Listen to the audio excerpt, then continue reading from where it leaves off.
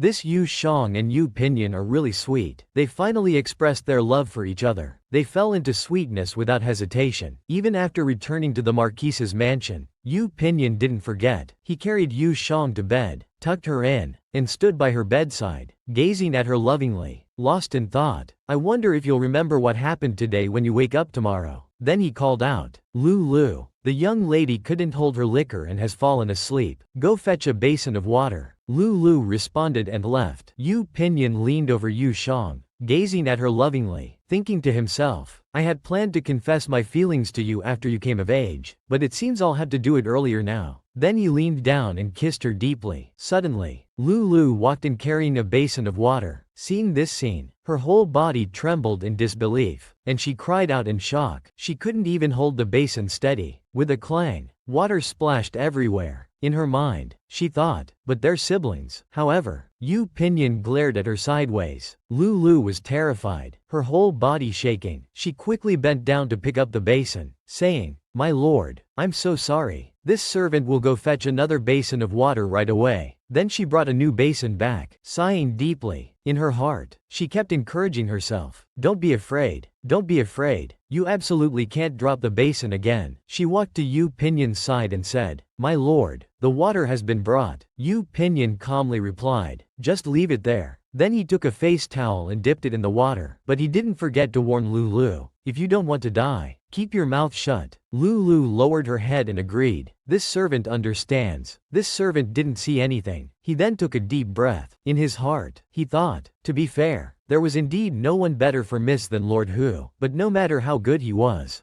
still Miss his own brother. If this matter got out, how would others view Miss? Even if Lord Hu didn't consider himself, he should think more about Miss. However, at this moment, Yu Pinyin was carefully wiping Yu Shang's face. The next morning, Juju shouted loudly, "Wake up! Wake up!" Yu Xiang was unwilling. She quickly waved her hands, hitting Juju, while shouting, "Don't disturb me! Don't disturb me! My head hurts so much when I sleep." The next second, she remembered yesterday's scene with Yu Pinyin. She instantly woke up, then she hid under the blanket, feeling extremely speechless. No way! How am I going to face him in the future? Suddenly, Dao Hong called out, "Miss, Lord Hu is here. Let me help you get up and wash." Yu Shang's pupils dilated instantly, her face full of shock. She immediately threw off the blanket and shouted, "No need. Go tell my brother that I have a headache and don't feel well. I won't see him." Cao Hong exclaimed in surprise, "Miss, you have a headache and don't feel well? Then I'll quickly call for a doctor." Yu Xiang refused without hesitation, urging her to go quickly. Cao Hong could only agree. However, at this moment, Yu Pinyin was hiding by the door, hearing everything clearly. He secretly rejoiced. "Shang'er is so eager not to see me. It seems she remembers yesterday's events. This Yu Xiang is really too adorable." Remembering her drunken appearance, she felt embarrassed and wanted to avoid Yu Pinyin. However, she never expected that Yu Pinyin heard everything clearly. So no matter what Dao Hong said, Yu Pinyin didn't care at all and even dismissed her. When Yu Xiang heard Yu Pinyin's voice, she immediately became unwilling. She fell back onto the bed with a thud, tears in her eyes, thinking, why did he still come? Is it too late to change to another planet to live on? She felt as if she had lost all hope. Turning into a big spring roll, Yu Pinyin asked with a doting expression, "Aren't you having a headache? Brother has ordered some mung bean soup to help with the hangover. Won't you get up and drink some? There are also your favorite shrimp dumplings and orange peel beef. They'll get cold if you don't eat soon." Yu Shang's face was covered in tears, her heart crying out, "It really smells so good." But the next second, she pinched her nose, muttering to herself, "Yu Xiang, wake up. Are you going to ignore yesterday's embarrassment just for a breakfast? I can't smell it." Yu Pinyin's face was full of embarrassment, thinking to himself, isn't she afraid of suffocating herself? So he stepped forward, removed her hand, and told Yu Xiang, "Today, a batch of fresh sunset goods arrived at the winter market. If someone doesn't get up soon, all the good things will be picked by others." Yu Shang's face was covered in tears, her heart instantly whining, "Oh no. My glazed bowls, my mercury mirrors." Yu Pinyin pressed his finger to her lips, and told her, "Shang'er, do you want brother to kiss you to wake up?" Yu Shang's face instantly turned red, and she opened her eyes. Then she turned her head, embarrassedly calling out, "Brother." Yu Pinyin quickly turned around. "Is your head still hurting badly? Come, drink some mung bean soup first." In no time, he brought it to Yu Shang's mouth and started feeding her. Yu Xiang awkwardly took it over. "I can do it myself. Thank you, brother." Yu Pinyin grabbed Yu Shang's hand and took back the mung bean soup, while telling her, "But I don't just want to be your brother. Shang'er, I've admired you for so long. Will you give brother a chance?" Yu Shang's face instantly turned red, and she began to stammer and hesitate. This Yu Pinyin finally confessed to Yu Xiang, but Yu Shang's face was full of fear. She quickly withdrew her hand, not forgetting to refuse. "But I'm your sister. We can't be together." However, Yu Pinyin didn't care at all. "What if I say you're not my real sister?" Yu Shang's pupils dilated upon hearing this, and she was stunned. Seeing her reaction, Yu Pinyin instantly understood. He had been too hasty. He then closed his eyes tightly, feeling sad. But the next second, he became even more determined. So he explained to Yu Xiang, "I've thought many times about how to tell you this without hurting you. But no matter how I tried to phrase it, the fact remains. You and Yu Miaoqi, though not twins, were born one after another. Back then, it was just an accidental mix-up." Hearing him explain everything, Yu Xiang lowered her head in fear, her face full of shock. Seeing that she wasn't responding, Yu Pinyin asked, "Shang'er, are you listening?" Yu Xiang raised her head, coming back to her senses. She didn't forget to respond to him, but in her heart, she thought, "This is my life-changing secret, and you just casually revealed it like that." So he pressed his lips tightly together, cold sweat streaming down, and called out, "Brother." But the next second, he changed his tone. "Now I can't call you brother. We have no blood relation. I should call you Governor Yu." Upon hearing this, Yu Pinyin felt deeply hurt and had no desire to explain. However, Yu Xiang didn't want to pay attention to him. He lowered his forehead, pushed Yu Pinyin away with his hand, and called out, "Governor Yu, My mind is in a mess right now. Can you please go out and let me be alone for a while? Yu Pinyin could only agree. Yu Shang saw that he had already left. He quickly hid under the covers, waving his hands and rolling around. He was even more startled, thinking to himself, what's all this about? The golden thigh brother I've been clinging to actually says he has feelings for me. I was so frightened by his appearance that I flapped my wings and screamed for a long time. Yu Shang immediately got up, stretched out both hands, and hugged him tightly with a plop. He didn't forget to ask, Juju,